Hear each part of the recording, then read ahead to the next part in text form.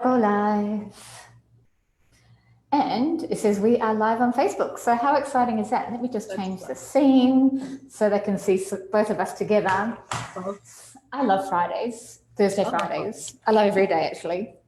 But I especially love Fridays because I get to hang out with extraordinary human beings. And I'm so lucky that I'm blessed to be surrounded by extraordinary human beings, not only in my field and my community, but also in my team. And so it is my greatest pleasure and honor ding, ding, ding, ding, to shine a light on the APEC Jenni Walke. So Jenni is a content creator. She's an entrepreneur. She's done extraordinary things. So I'm going to let her explain everything that she does. She inspires others to have clarity and purpose around their business and their lives. And she does this with such epic heart and soul and passion. She's selfless in a way that is like truly extraordinary. And she's here with us. So cool. Coming all the way from Brisbane. Yes. Costa Rica. Hi, baby. Hello, how are you, Martine? Thank you so much. I'm a little bit kind of taken aback by that lovely introduction. That's kind of lovely. Thank you. Well, you are lovely. You totally deserve a lovely introduction. So I'll try and keep my eyes on the comments so I can see who's here with us. And Bob says hi. I can be in Brisbane and you're in Costa Rica. I just think that is like every day I go, how incredible is that we can talk from different sides of the planet? So good. And the funny thing is at the moment, it's like, we haven't been able to do these things. And everyone says to me, how did you get to Costa Rica? And I can't help myself. I'm like, in a plane. True though. It's in a plane. Yeah, because I think it's so foreign. Everyone's like, oh my God, I can't believe, how do you get to do these things again? And I'm like, it's not that unusual. We've just been locked up for too long. And I think we've just forgotten what it's like to travel. We've forgotten what it's like to explore and have that adventure because we have been in this kind of captive state for the last year and a half. And I think people are still it's almost like Stockholm syndrome. It's like we've been in it so long, it's now just normal for us. So we now need to kind of reset and work out what actually normal is. I love that you said that about the Stockholm syndrome, because we think that we're being kept safe, and actually the world is existing outside of our safe. Oh, we're so safe in Australia. Yeah. And I'm like, yes, there's no COVID, but on the flip side, there's all these other things that are happening that are super weird. Yeah, I completely agree. And also, I just think our attitude, and is also you have that balance of we're really hyper vigilant, and now we're kind of almost moving back to complacency, but still in this bubble. So it's actually changed the way we view. And I was talking to someone about the kind of act of sneezing. A year ago, if someone sneezed, you would say, are you okay? Or gesundheit, or bless you. And now people go, get away from me. It's changed the social norm about how we respond to people. And people haven't noticed those subtle changes. So that's what I'm fascinated about.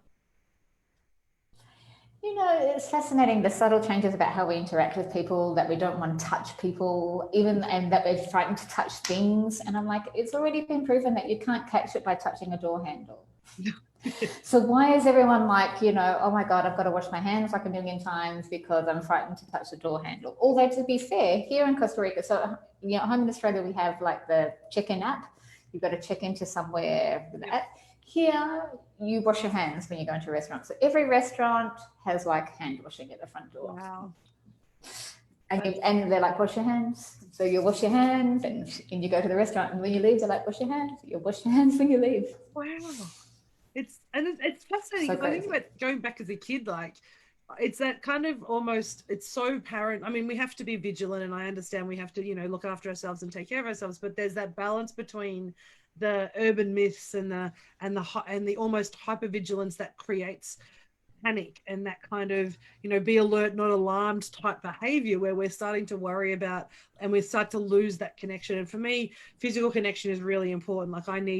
I love doing Zoom and I love these connections, but when I have someone in the room with me and I get to kind of interact and see the body language and put my hand on them, or, that kind of just tactile thing, it changes the interaction, particularly when we're diving deep into some really personal stuff around businesses or their challenges or there's things that they're struggling with. People like that connection. So I'm really, I find that really fascinating. That's so true. And the thing is, I'm a hugger. So like I would walk, you've seen me do this. I walk into a room and I'm like, I'm a hugger. And in I come and people are like, but you announce it because they're like, oh, I don't know what to do, right? And so now, like it's proven that your like physical, not physical contact, but like connection with people, social connection, emotional connection boosts your immune. It releases serotonin. It keeps us well. So why are we like not hugging our family? Yeah, cats. I'm a hugger.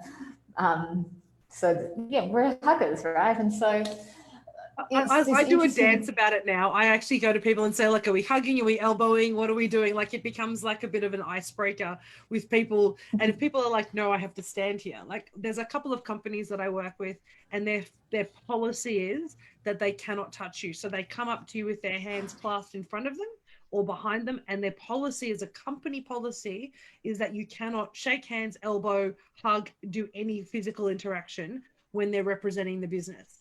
And it was so funny in this meeting is all that we were so excited about connecting with this amazing woman. And she'd shared these beautiful stories about what she'd been doing in the company. And then she's standing there with her hands in front of her, kind of like, really sorry, can't actually even, can't even share. Connect. It was quite confronting to be part of that and go, well, how do we respond and how do we manage that? Because we talk about communication as always thinking about how it's being received and how other people, what are they, when we're talking to them, what are they hearing from us? How do they receive that? And we're always thinking about our impact on others. Yet we have this policy that isn't actually considering other people at all. It's actually entirely an internal kind of introspective view of I won't do this and damn everyone else around me. And I find that really interesting as a human behavioral kind of concept. It is, it's really interesting because first of all, we don't have COVID in Australia, right? Like seriously, the numbers are so low and, the chances of like, community contracted COVID is so extraordinarily small for a business in Australia to not allow people to have that kind of connection. I think it was off the chain, right? It is off the chain. It's completely I think they've all gone bonkers. And I didn't mean to have the COVID conversation with you. But it's like some risk management person going, oh, look, the risk for this is high, so therefore this is what we need to do, and we need to have these global stands, and we need to have these kind of very strict policies. And I understand businesses needing that. But also we have to remember that businesses are run by people and that people need connection, and we work better when as you said, we perform better, we engage better, and we actually show up and are more present when we feel connection with other people. And so, I've got colleagues who do a lot of connection work and only do Zoom now, and they've actually loved the pivot to Zoom. And they actually are able to, and they've developed this really great process for them about sharing online and connecting through this through Zoom, which is phenomenal, and you can get such amazing connection. And particularly if you're mindful of your body language, and depending on how your camera is, you might get your whole person standing up, or you can get a little bit of that connection. But I think there is that piece that sometimes having someone in the room and feeling their presence and being in that space changes the dynamic and changes the way that you connect on a level that I don't know where I think we haven't even really understood what we're missing out on yet, because we're focused so much on online connection. Well, and so this is the piece, some people, and so many people at the moment are saying, I want to pivot online, right? I want to do this online thing. And I'm like, if you have an offline business, you're already in the right place, right? Because the online world is noisy. So if you have, like I have someone who wants me to help them take their retail store online, and they're like, oh my God, we're so far behind. I'm like, not at all. You have a real bricks and mortar business. You've been manufacturing products for like 20 years and you have a loyal customer base. Taking your business online is super simple for you because you already have this brand identity. Building an identity online, which is what so many people are trying to do now without anything behind them, it's really challenging. And this is probably a great conversation for you, right? Because you're this person around connection, you help build businesses, you help people show up in powerful ways. And I know we've got Deb on the call at the moment, we've got Jenna, we've got Kat. We've got Bob, and some of these people are just in this like infancy stage of like, how do I get seen online, right? Because we're trying to shift to this online thing. And so I love the work that you, because you're all about people. So Always. Yeah. maybe it would be a good, always about people. You're all for the people, you're all for the connection. Maybe you could offer just, what are your top sort of insights for someone who wants to start like being seen online in a way that's really authentic and connected? What could you recommend for them? It's such a great question. That question's actually giving me like a little goosebumps. I love that question. So it's a really, and in the coaching program I do, when I talk about content, one of the things that a lot of people are doing is they're following a cookie cutter model for how we show up and how we get visible online. And so what happens, it's like, what?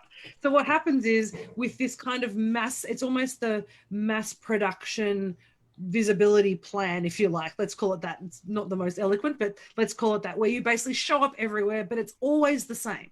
And so what you're doing is you're actually trying to flood the market rather than show up in the market. And there's a real difference. It's like you can just kind of spam everybody online and be there, and eventually somebody will pick you up. But you actually will probably you'll polarize the market significantly. And sometimes that's a good thing, sometimes that's not.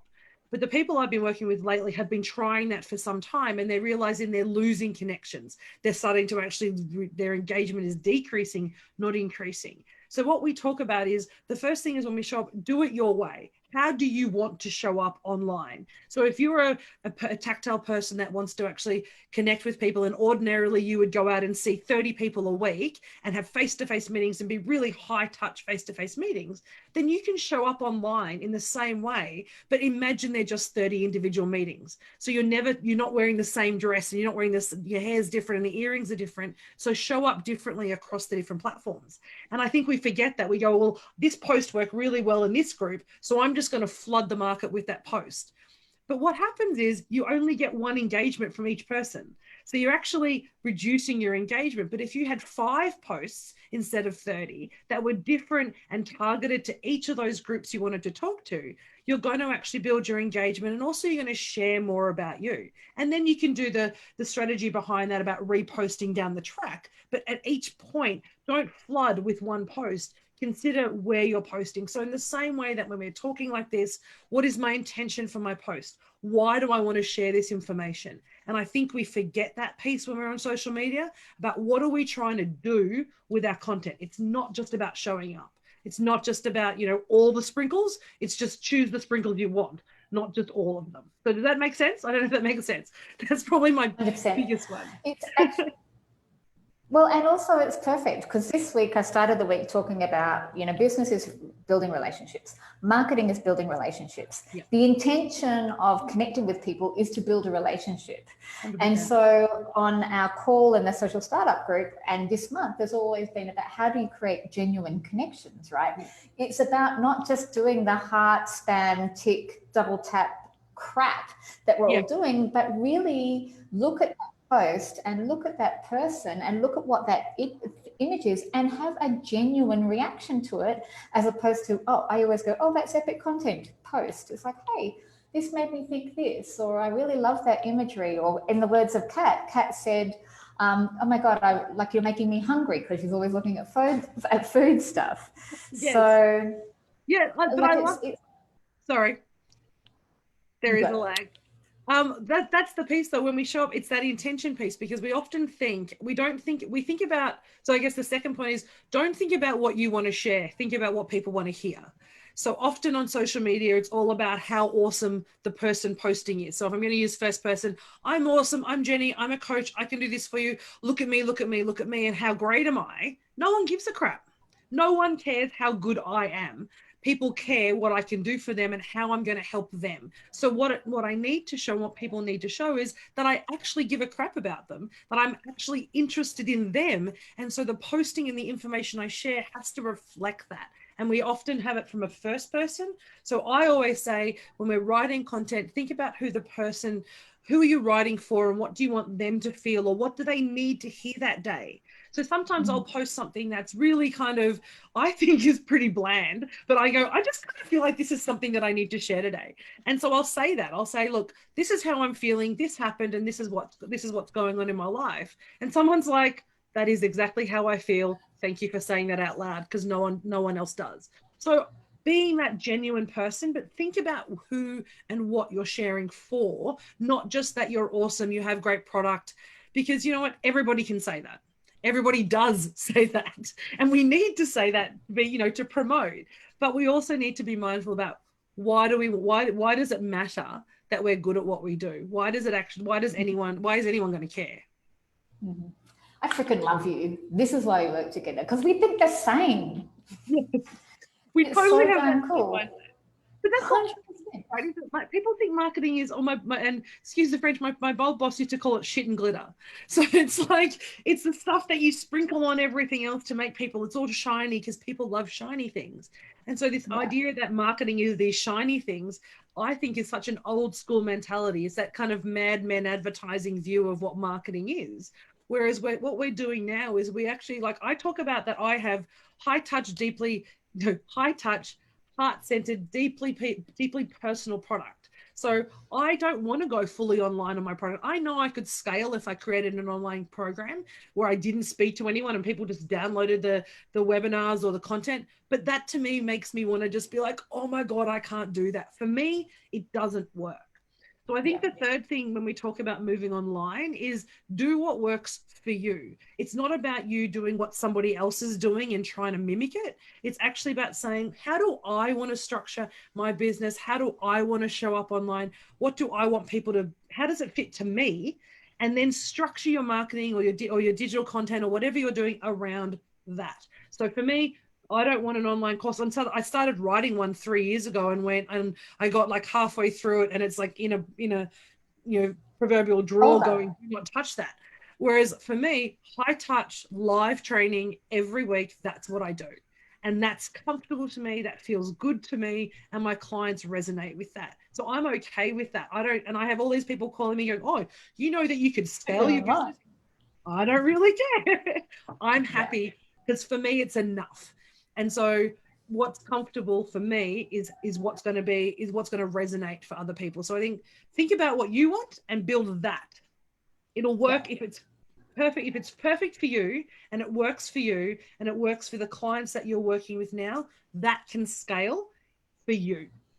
Does that make sense? Well, it's 100% makes sense. So Kat was saying, so is it okay to have the ad hoc? I'm more of a in the moment poster, which 100% I believe it is, right? Because if we're talking about having these authentic relationships, which we are, and doing business our way, then this is perfect, right? That you post what you're feeling in the moment. You're posting what's coming up for you because it's coming up in the field. This is what I want to hack in the world, right? So here we are, we're building, more marketing that matters, and we're coming from a place of, I believe that we've all been,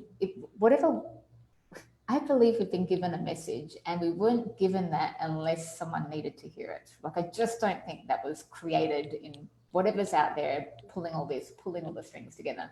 I think if there's a message inside that's drawn for us to share, then there's someone who needs to hear it, right?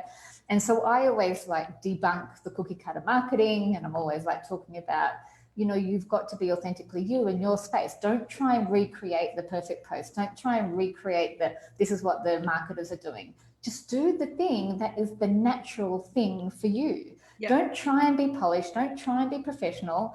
I'm still here in Costa Rica in bare feet in my activewear, the same as I was in Brisbane, the same as I was in Byron Bay and New Zealand, right? This is who we are. And so it's not that. You'll meet me. I look exactly like this. Angela's saying, oh, I want my team's tan. It's like, you have to come to Costa Rica, baby. I do not have the tan. I have the alternate moon glow that Martine's beautiful tan. But on that point for Kat about ad hoc, working with you over the last sort of 6 months and just knowing you as well as we do, I love the strategies that you share, particularly around your Instagram feed. Because for me, and I have a distinction. So for me, my Instagram is curated. And I do that because I've learned that from you in terms of making sure that, and also that's all about me. So I can share in a captured moment or a captured scroll who I am. So it allows me to curate and be a little bit more kind of strategic about how I do Instagram. But Facebook, I post somewhere up to 40 posts a week on my own content across a number of groups. And my colleagues look at me and go, how do you do that? I'm like, well, I have 3 to 5 groups I post a day, and I sit in the moment going, what do I feel like talking about today? What is, if my theme or my theme for the day is about education, or it's about inspiration, or for me, I use 5 topics. I have introduction, I have education, I have authority building, I have a testimonial or a review. And so each of the days I go, okay, what is my intention for that day? And then I post on what I feel about that day. And in fact, on Sunday, I think I wrote saying, you know, or Sunday or Monday, I was writing a post about distraction, saying, you know, even though I'm sitting here writing this post, how often are we present? You know, I'm writing this post to you thinking about what my next meeting looks like. So actually talking about the fact, and I couldn't have written that in advance because that's how I felt in the moment. So I think there's a balance between ad hoc to make sure that you can feel authentic and show up and share your true message. But then that can underlie with some planning around it. So there's balance, and structure actually gives you freedom. One of the big things I talk with my clients about, when you create a structure, you actually get more time and more freedom to be and show up how you want to be, because it actually, you don't have to think about what I need to do. It's just planned for you. It becomes a planful approach, not a rigid, not regimented, but just planful. And so be ad hoc within the plan. I love it. And that's perfect. I love that. Again, we think the same thing. So you've got your Instagram feed, which is your curated feed. It's sort of like Kat said, it's a portfolio, 100%. It's a social proof of what we do. Here's what I do. This is what you need to know about me. But you can take something like a story and you can turn that into all the behind the scenes ad hoc. This is what I'm feeling. Oh, oops, look at monkeys, or whatever the thing is, right? This is where my head is at today. And so you can take that. Here's the element that I want to share that allows me to show up in a consistent, powerful way, because consistency is important, right? Definitely. But here's also other space that I can actually go and, you know, create whatever it is, or share whatever it is, or ask the questions that need to be asked in that space that will allow us to do the thing. And so I love that intentional piece. It's actually really interesting. I've always, week by week, I have a focus. This week, my focus was business is about relationships, marketing is relationships. So everything I've talked about this week has been in this space. Yeah. Because when I woke up, actually my Sunday is now my Monday. I'm getting used to the time thing. But when I woke up, I was like, right, what is the thing? What do I feel like I need to be talking about this week? What do I feel like I need to be sharing? And so, like, that's the thing. But I'm also going to that in a deeper level. So next month, I'm not there yet, but it's like, okay, what is the story I want to share in April? What do I want to be saying in April? How do I want to be connecting with people? What do I want to be, you know, helping people with? And so as I start to think about next month, I'm thinking about, you know, the context of what I'm going to talk about in my lives. It's all live. It comes in the moment, right? But I have the framework, at least, if I know I want to be talking about these things. Yes. Well, I say to people the difference between, and you've got a number of people who are just starting into business and moving from what is essentially is that side hustle or that hobby or that kind of great idea into wanting to create a really strong and structured business. I say to my clients, the difference between a hobby and a business is systems and structure. That's all it is, and consistency. So we show up. So as a hobbyist, I can turn up when I want to. I can paint when I want to. I can make beads when I want to. I can make jewelry when I want to. I can do what I want when I want to. And if I don't turn up today, doesn't matter, because it's my hobby. And I can sell it if I want to, and I can not sell it. I can give it away. I'm not relying on it as an income. When you switch your mindset to a business, you need to be consistent. So the key difference is you need to show up at a particular time on a regular basis so people know that you're there. You have to deliver your service in a consistent way.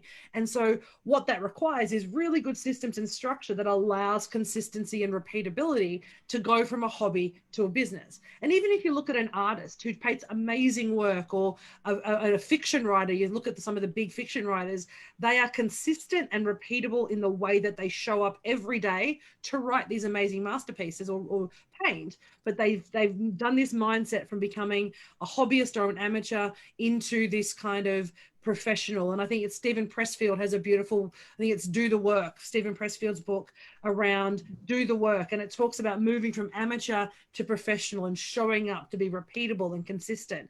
And I think that's the difference. You can still have flexibility. You can still be authentic. You can still be a little bit organic in how you approach it. But the key difference is the mindset around, I need to do this repeated and consistently so that people can find me and so I can deliver good work. 100%. Yeah. You had so many gold nuggets in there, but what I hear, right, is the shift from hobby to business. Yeah. Because if we treated our business like a hobby, it will give us hobby results, right? So there's that piece about, yes, we're authentic, we're in flow, we're not cookie cutter, but we're also the driver of the reality of our business, right? And so that has set tangible targets and outcomes that we need to be delivering. Yeah. You know, for those who are using their business as a side hustle, you know, the side hustle means it's never a priority, right? Yeah. It's always your side hustle. In some ways, like cutting the cord, burning the bridges is probably the best thing to do, because then it becomes your priority. So if the business is the hobby, it's like, I really want to do this thing, but I don't have to, then the energy around that is different. Yeah. The other thing was that consistency piece. And so one of the reasons, and most of the people who are here, right, the reason why you're here is because, you know, I show up online every week at the same time. Yep. And even, so we've had Angela here, who, she's in Scotland, she doesn't jump on very often because of the time difference, but she knows that I turn up every week at the same time, right? Yeah. And so it becomes very easy for people to go, oh, what's my team doing? Because she's showing up consistently. Now, I didn't want to do that. I wanted to be in the moment. I wanted to just show up when I wanted to show up. I didn't want to do Facebook Lives and all the things, but that's not helped my business. And so sometimes there's that fine line of what do we want to do versus what is the thing that's going to give us the result. But you're doing it your way. And what I love about the way that you've approached this process, and we've talked about this a number of times, is you're doing it your way. And so one of the things I like to share to people always talk about, well, I want to follow what the best things are doing and follow best practice. Best practice is only best practice for that particular company.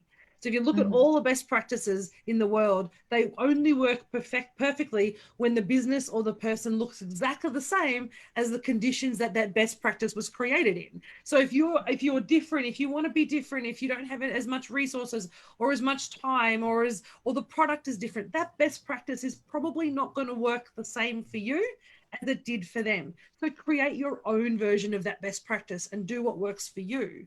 And if you do that, then you'll actually create a structure and a system in a business that you love, that you want to show up for, and you'll actually do better work because you become more present and engaged because you're not following someone else's rule book, you're creating your own. And so many people are scared to do that because they think they need, or they've been told that they need to follow cookie cutter programs. And we're coaches, Martine. You and I, we've seen this before, and that's why I think we resonate, is because when we show up for our clients, it's in the moment and we're serving them in what they need then.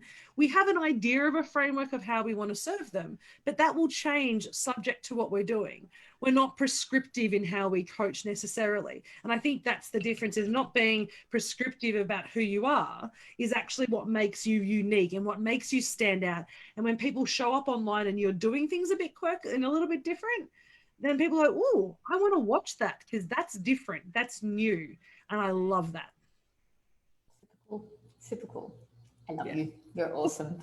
So I know that you have a bunch of different, I haven't even asked you any questions, but you've just gone on this, and this is welcome to my team's world. We just go on tangents. I love it. I love a good tangent. Yeah. But I know you're working on a bunch of things at the moment. Yeah. So why don't you share with us, what are you working on at the moment? So I've got a couple of main things for my coaching. So I do some consulting work and I also do some coaching work. So my coaching work is where my passion and my heart really kind of shines and my eyes light up when I think about it. I have two coaching programs. One is around business structure and strategy, and one is about content. So one is looking at about creating the structures and systems to drive your business for long-term success. And the other one is for people who are kind of have a little bit of structure and systems in place and they just don't know what their voice is. So how to find their voice, share their voice. And we actually combine those two into what I call the BOM. So the Business Owners Mastermind, and it's a 6-month coaching program and a 3-day retreat. And I love that it's called the BOM. So that's about as cool as I get, is calling it the BOM. And that runs, we have a retreat every 3 to 4 months, and that sits at the back of the 6-month coaching program. So that's my favorite thing, because we spend 3 days in person, in beautiful accommodation, with amazing food and amazing people. And we talk about business, we talk about life, we talk about who they want to be, where they want to go, what they want to do with their lives and their work. And we get to unpack and repack up a business. So that's kind of my favorite piece of work that I do. And that's the I guess, where people can really deep dive and grow their business, whether you're starting out or whether you've been in business 10 years and just need to pivot. And that's what the programs do. Super cool. And if someone wanted to get in contact with you over that, how would they do that? The best way is probably the easiest way is if you go through my socials, it's at Elephant in the Room AU. So at Elephant in the Room AU on Facebook and Insta. LinkedIn is also the same. Reach out to me. I'm Jenny with an I and Walke with an E. If you want to find me as my personal page, reach out, connect with me, and let's just have a chat. Yay. Now, I always, when I get to this point, it's like, what is the thing that's inside you that you feel drawn to be sharing with those who are still here or watching this later? Ooh. I've been writing this a lot lately, and I've been thinking about this a lot lately. And I think the one thing is about and I've had an up and down week with the work I'm doing and some of the consulting work I'm doing. But I think the one thing that drives me every day is to go, doesn't matter what's happening around you. It could be, the greatest day. It could be the worst day, what's happening around you. But if we constantly come back to that heart-centered piece of what lights you up in the morning, what makes you excited about who you are, that is what people want to know about. They don't really care necessarily about the results that you have, how much money you make, what car you drive, or even where you're living. What they want to know is what lights you up in the morning and what drives your passion and that burning piece inside you. And if you share that, and you share that often, and you share that in different ways and show that vulnerability, people will resonate. And I just think that's something that I've learned in the last probably 3 to 6 months, because I was very closed off. I used to be because it's never been about me, always been about my clients. So I never shared about me. And I've started to do that. And when people see the vulnerability about where my story is and where I've come from, they actually go, crap, it's not all sunshines and roses. Bad things happen, and it's okay. So that, to me, I think is really important for anybody who wants to start a business, share a business, become, grow their business online, is be okay with being vulnerable and sharing who you are, because that's what people want to see. I love it. You're so that's awesome. Brilliant. That's just come to me. I hope that's all right. I hope that serves people listening. Cool. Otherwise, you wouldn't have brought it forward. That's like the energetics of this. Yeah. I love it. You're epic. And I'm glad that we get to do this, and we should do it again. Me so happy. Yeah, thank you so much. This has been so much fun. I can't believe it's already 8 o'clock. Or half an hour. Like, that's just gone so quickly. It's what happens when we get together. It's like time kind of slows and just stuff happens. And we need to do it again. Off the line. Not that there's anything here for anyone that I don't want anyone to hear, because I've got no secrets. I'm an open book. But same. And if I'll answer any question you want to answer. Epic. I know you've got another meeting in like just a few minutes. Okay. So we are so grateful to have you in our field, in our community, and our team, in our group. I'm just so freaking excited for the work that you do. People need you, and I just love everything about you. You fucking rock. Oops, I got the F-bomb. Thank you. I have the same feeling about you. I mean, I think we're kindred spirits now across the world, but I feel like we have that same sense of idea and purpose, and I think our vision and pathway are very aligned. So that's why this is so much fun, and how it's been such a pleasure chatting to you today. Like, I'm just it's been awesome. So good. Let's do it again. All right. Have an awesome day. Thank you, everybody who's been listening. I hope that's really helpful. If anybody wants to chat, reach out. I love a good chat. She does, and you should definitely do that. She's epic. All right, bye, beautiful lady. Have a beautiful Friday, and I will see you on the flip side. Enjoy your Thursday. Bye. Okay, bye.